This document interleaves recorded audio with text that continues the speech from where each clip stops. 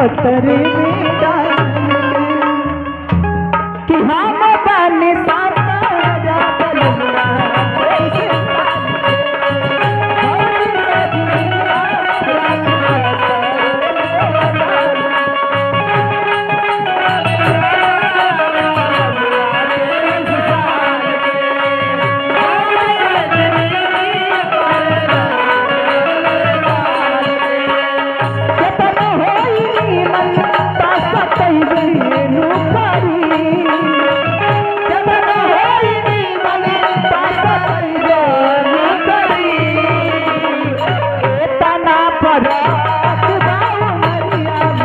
कमरिया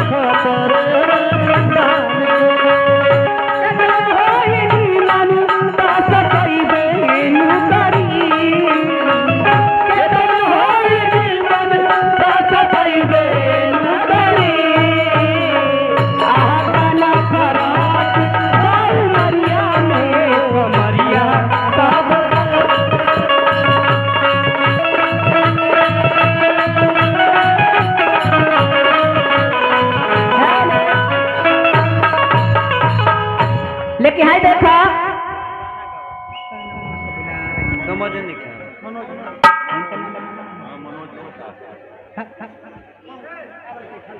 तू ही बोल देता। हेलो भाई देखो जा बहुत बहुत पुरस्कार हमारे बड़े भैया मनोज भैया यानी कि भवकाल की तरफ से आ देखो फिर दोबारा भी पैसा आ गया। अरे भवकाल तो भवकाल ही होता है, खाली भवकाले बनत हमारा। आज फिर आ गए 20 पुरस्कार हमारे बड़े भैया मनोज भवकाल की तरफ से। तनी शुक्रिया इसे भैया भैया का सरिया वाह वाह मारा हो पायल जी लेकिन कहे नाम बाउंड कर खाती का हो। आई देखी राम दरस मौसा मौसा हाँ कहाँ आवा ठीका के सामने दुकान बा उनकर। ठीक है के सामने दुकान है। 21 रुपए का पुरस्कार देले बने पार्टी के तरफ से लाख लाख शुक्रिया दादा। का चीज का दुकान है ये तो ना बताओ ना। तब वो दुकान कैसन है ये ना जान पाते हम। अब जाके सर्च करे के पड़ी तब। ये पायल जी का हो वो मनोज भवकाल का वो फरमाइशो बा भाई। का फरमाइश बा?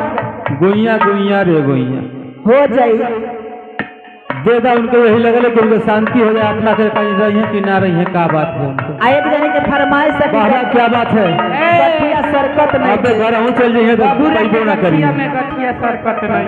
ए मुस्कान जी बाबा क्या बात है। हम आई से लेबो। आई देखो ठीक बा हम सरका देता नहीं। सम्मानित हमारे 100 रुपये के पुरस्कार के हो संतोष गुप्ता दाढ़ी मारने वाले। संतोष गुप्ता दाढ़ी मारने वाला दाढ़ी दाढ़ी तरजुई में दाढ़ी हाँ दाढ़ी। संतोष गुप्ता दाढ़ी मारने वाले हमारे सम्मानित साहिब जी की तरफ से हमारे नृत्य करने वालों को 100 रुपये के पुरस्कार हार्दिक अभिनंदन करती हूँ। लेकिन गोइया गोइया रे गोइया का हो पहले फरमाइश से बबुआ के गठिया। ठीक है तू ही चला तू आगे से तो हम पाछे से दे। वाह वाह वाह वाह क्या बात है। अरे बबुआ के गठिया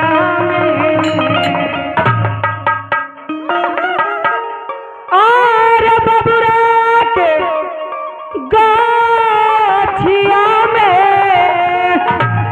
आर पेशी बिहले लठिया गठिया सर को पिनई के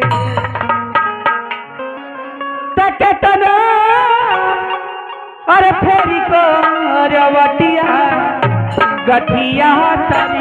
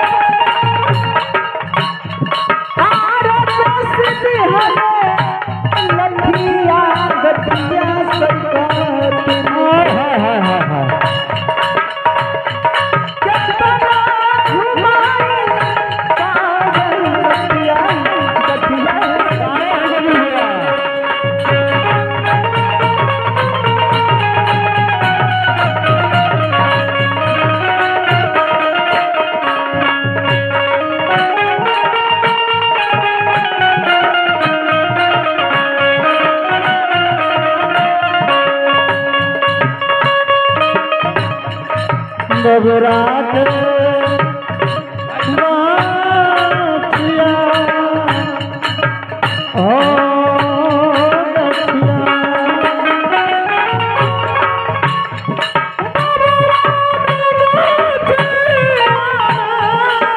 जय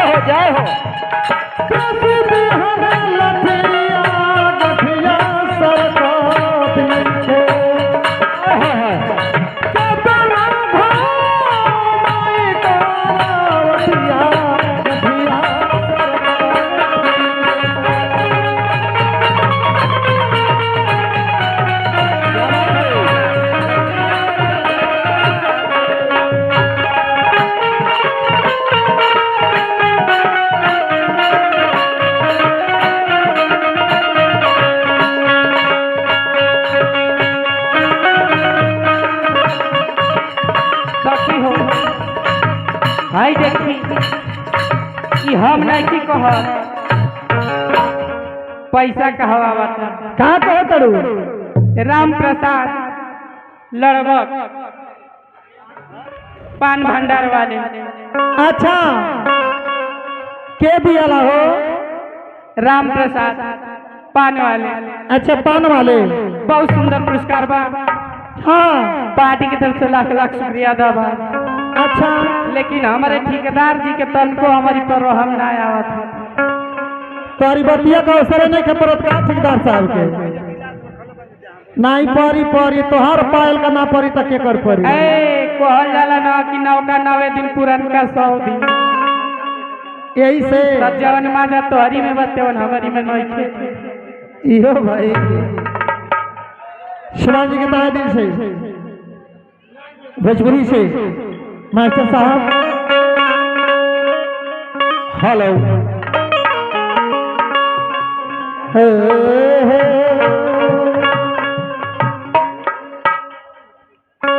अरे बलमा कदर न जाने